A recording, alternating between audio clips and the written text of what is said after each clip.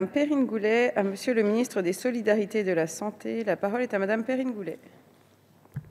Merci Madame la Présidente. Madame la Ministre, je souhaite évoquer avec vous la question des stages des internes en médecine dans les centres hospitaliers territoriaux.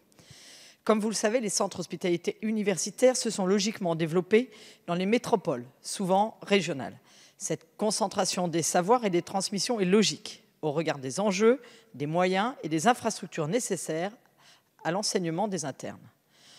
En troisième cycle, le stage représente le principe d'apprentissage par la pratique. Pour autant, l'apprentissage ne saurait se limiter aux métropoles. 25 millions de Français vivent dans les zones rurales ou aires urbaines de moins de 20 000 habitants. Et la conjoncture actuelle post-Covid pourrait faire augmenter ce chiffre. Notre organisation territoriale en a tiré les conclusions en organisant autant que faire se peut des centres hospitaliers au plus près des territoires. Ces centres proposent des stages aux internes, stages qui ne sont que rarement pourvus dans certains territoires. Je vous donnerai l'exemple du centre hospitalier spécialisé Pierre-Lot à la Charité dans la Nièvre. Depuis 2 semestres, 1 an, aucun interne n'a effectué de stage dans cet établissement. Ce manque d'internes est malheureusement régulier dans les territoires comme celui de la Nièvre. Et cela, bien entendu, doit être le cas dans d'autres territoires. Il y a 2 conséquences à cela. D'une part, un manque de bras. Car oui, il faut le souligner, les internes permettent à l'hôpital de faire face à son activité. Et la double peine est souvent pour nos territoires, qui sont déjà touchés par la désertification médicale. D'autre part, une formation qui pourrait être considérée comme incomplète, puisque potentiellement ne voyant pas l'ensemble des typologies d'établissements d'exercice. On peut également espérer qu'en venant faire une partie de leurs internats dans nos territoires, les jeunes médecins, découvrant des pratiques et des lieux, pourraient s'y plaire et envisager de s'y établir. Cette vision des territoires, qui représente autant de possibilités et de découvertes et d'installations dans nos territoires, est une chance dont il ne faut pas se priver. Par ailleurs, il me semble que la question de la mobilité géographique des internes doit pouvoir être posée.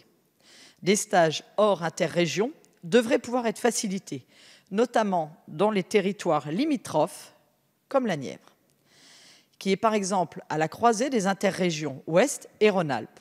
Or, ces jeunes ne peuvent pas venir chez nous en stage. Dès lors, une réflexion est nécessaire, celle de l'adéquation entre 2 besoins qui doivent se compléter. 1. Les besoins des internes, qui doivent pouvoir découvrir différentes pratiques et différents lieux de pratique. Et deuxièmement, les besoins de la population, qui doit pouvoir être soignée, et je le redis, en cela, les internes remplissent un rôle majeur. Aussi, Madame la Ministre, comment pouvons-nous envisager, dans la pratique des prescripteurs de stage, des accueillants et des internes, une adéquation optimale pour que l'ensemble des parties prenantes y trouve son compte? Il s'agit là de faire en sorte que les stages proposés dans les territoires ruraux soient pourvus, mais aussi que la formation des internes par la pratique soit la plus complète possible. Je vous remercie, Madame. Merci, chers collègues. La parole est à Madame la ministre auprès de Monsieur le ministre des Solidarités et de la Santé, chargé de l'autonomie. Merci Madame la députée Perrine Goulet pour votre question et des constats que je partage évidemment sur nos territoires plutôt ruraux.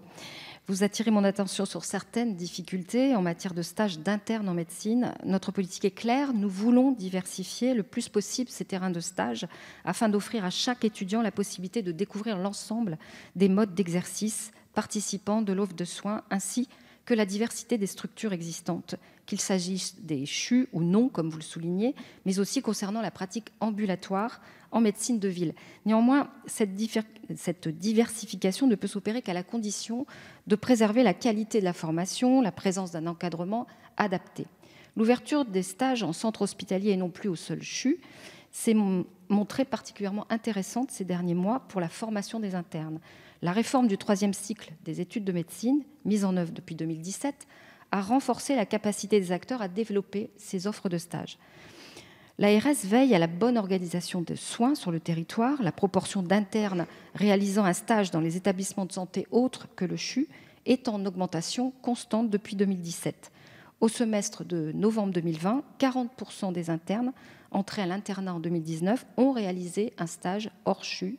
Il n'était que 25% chez les internes avant 2017 au même stade de leur cursus.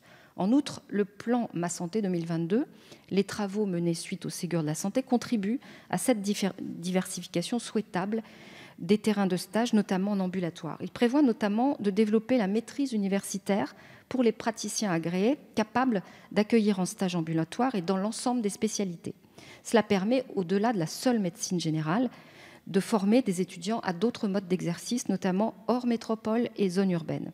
S'agissant de la question de la mobilité géographique des internes, la possibilité de développer des stages interrégions, notamment dans les départements limitrophes que vous citez, est d'ores et déjà autorisée.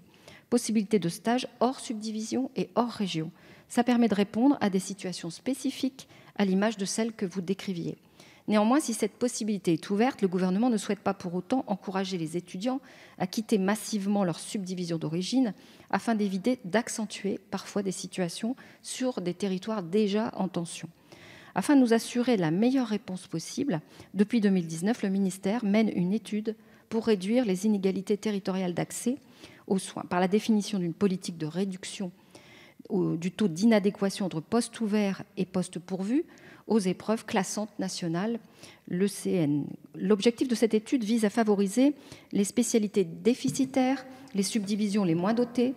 Ainsi, le taux d'inadéquation constaté après le choix des étudiants a été réduit de plus de moitié en passant de 4,2 en 2018 à 1,8 en 2020. Merci Madame la Ministre.